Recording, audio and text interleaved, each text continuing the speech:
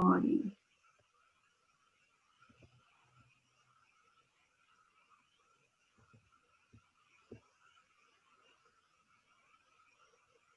Critical review of the Minnesota Importance Questionnaire by Emma, Eva, and Melissa. The Minnesota Importance Questionnaire is a self-report assessment that measures a person's needs and values in relation to their job and the work environment.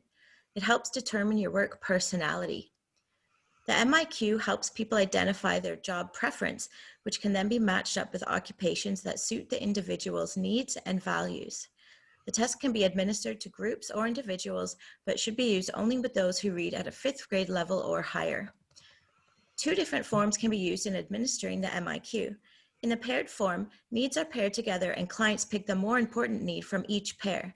In the ranked form, needs are given in blocks of 5, and the client rank orders the needs within each block. In both forms, clients are assessing the needs in terms of their relative importance. The questionnaire asks people to consider the importance of 21 different work needs, shown here in black text, and also their underlying work values, shown in the white text. Notice that the MIQ isn't asking about a person's interests. The types of themes related to the MIQ fit nicely within Maslow's hierarchy of needs. From basic physiological needs up to self-actualization, we can probably link the work needs and values into these categories. The Minnesota Importance Questionnaire was developed in the 1960s as a way to test and apply the theory of work adjustment, also known as TWA. This theory focused on the relationship between a person and their environment, often referred to as PE fit. According to the theory of work adjustment, the worker and the work environment are continually interacting and reacting. If the worker's skills and abilities meet the job requirements, then the worker is satisfactory. If the job meets the worker's needs and values, then the worker is satisfied. This worker and work environment would then be said to have correspondence. The predictive model of TWA shows the reciprocal relationship between the environment and the individual. Maintaining correspondence is an ongoing process. If the person or the environment are not satisfied or satisfactory, then adjustments can be made to try and improve the fit. The process model shows the range of correspondence that can occur. The lower third of the model represents when correspondence is high. There are little or no adjustments needed. In the middle section, things start getting less acceptable and adjustments are made. At the top, they no longer tolerate their work environment. MIQ needs and values are linked to different adjustment styles in the TWA process model. Activeness is when a person adjusts their environment. Reactiveness is when the individual changes him or herself. Flexibility measures how long a person can cope with discorrespondence before making an adjustment. And perseverance refers to how long a person will try different behaviors before giving up. Work personalities also involve celerity, the speed at which someone begins a task. Pace, the level of intensity, such as low or high. Rhythm, the pattern of pace, such as steady, cyclical, or random. Finally, endurance involves how long a person sustains their interaction with the work environment. Where Holland's theory measures personality to determine suitable work environments, the Minnesota Importance Questionnaire looks at underlying needs and values that correlate to each of the 6 types. Both use the concept of work personality to predict job satisfaction. The MIQ can help people identify why they aren't satisfied at work and what adjustments could be made in order to improve their well-being. The questionnaire could help older students explore career options and clients who might need a complete change or major adjustment in their career. The MIQ has laid the foundation for the development of the Occupational Information Network's ONET values measures. This self-report questionnaire can be accessed online for free. The ONET measures interest areas that are compatible with Holland's RIASEC codes. Scores can be used to find compatible occupations on the ONET website.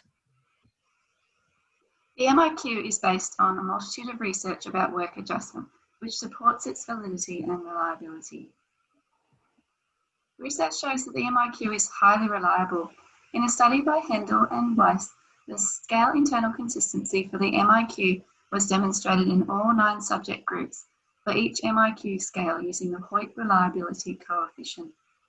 Internal consistency demonstrates that the MIQ is consistent within itself when correlated with other items on the same test. The MIQ shows consistent and stable results over time with retesting. Hendel and Weiss found support for stability of scores of the MIQ with test-retest reliability, using a retest immediately and another at 10 months. They also found profile stability correlations, which suggested that individual profiles are reliable. Rees and others also found test-retest reliability with 3 groups of college students. The groups were retested after 10 days, then 3 weeks, then after 6 weeks, and an analysis of variance was used to analyse these results. Based on these results, these were the 12 scales with the highest reliability. Rounds and others compared the ranked and paired versions of the MIQ. They found that score levels and score profile shapes were similar for both ranked and paired versions.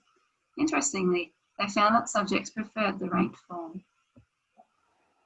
In 2 research studies, in 2011 and 2013, Luty and Hansen compared the MIQ to other similar scales and found evidence supporting strong convergent and discriminant validity for the scales. Earlier studies also found support for convergent and discriminant validity. So these results show that the MIQ is related to measures that test similar constructs and unrelated to measures that test different constructs. Before distributing the test on a client, it is important to ensure it is the right test for that person. The Minnesota Importance Questionnaire is a self-reflection test and needs to be administered in a quiet and comfortable setting. The client should be given the question sheet, the answer sheet, and read the test instructions. The MIQ relies on the client answering questions with their initial thoughts and instinctual feelings, without pondering each question too long. It is important for the client to understand this prior to taking the test. They need to know not to go back on a previous question once moved on, and know that there is no incorrect answers.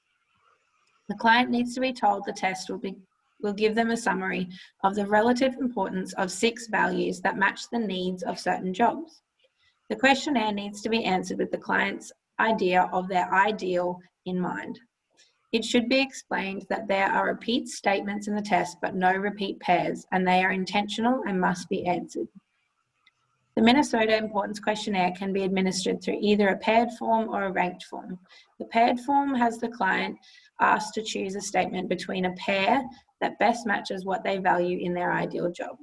In the ranked form, the client is given groups of 5 statements and asked to rank each set of 5 statements from most important to least important.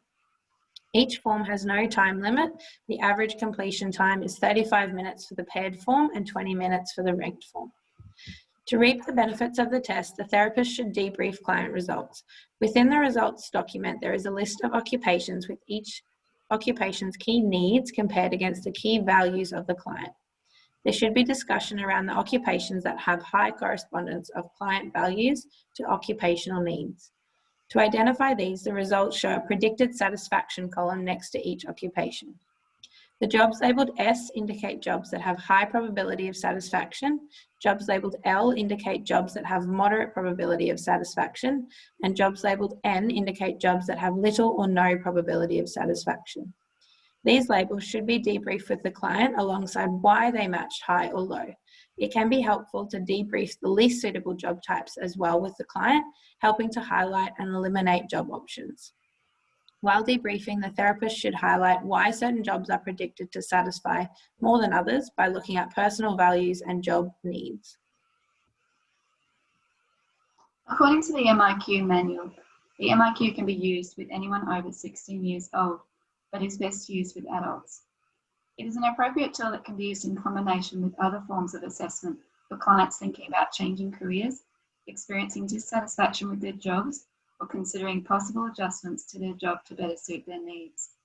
For example, clients who are thinking about changing careers using the MIQ might help clients have a good understanding of their values and needs and have a better chance of matching them with their appropriate career. For clients who are experiencing dissatisfaction, the MIQ could provide an idea of whether or not this dissatisfaction is being caused by a conflict with their needs or values, and if adjustment or a career change would be appropriate to enable them to feel more satisfied. For clients who are considering adjustments to their jobs, the MIQ results could help them determine what sort of adjustments could enable the job to better fit with their needs and values. Because it is used for work adjustment, it would likely not be beneficial for some high school students because they are unlikely to have had a significant amount of time in the workplace to think about a change in careers or adjustments. Studies show that the MIQ caters to a large variety of cultures, ethnicities, and genders. It is available for testing in English, Spanish, and French languages. A study was conducted by ONET to test differences in career choices, including a variety of cultural and background differences with other career questionnaires, to a group of employment centre clients and junior college students at 23 sites. This testing ensured that a diverse array of people were within the group, including males, females, Caucasians, Hispanic, American Indian, Asian, African American, junior college, employed, unemployed, high school students, and military service respondents.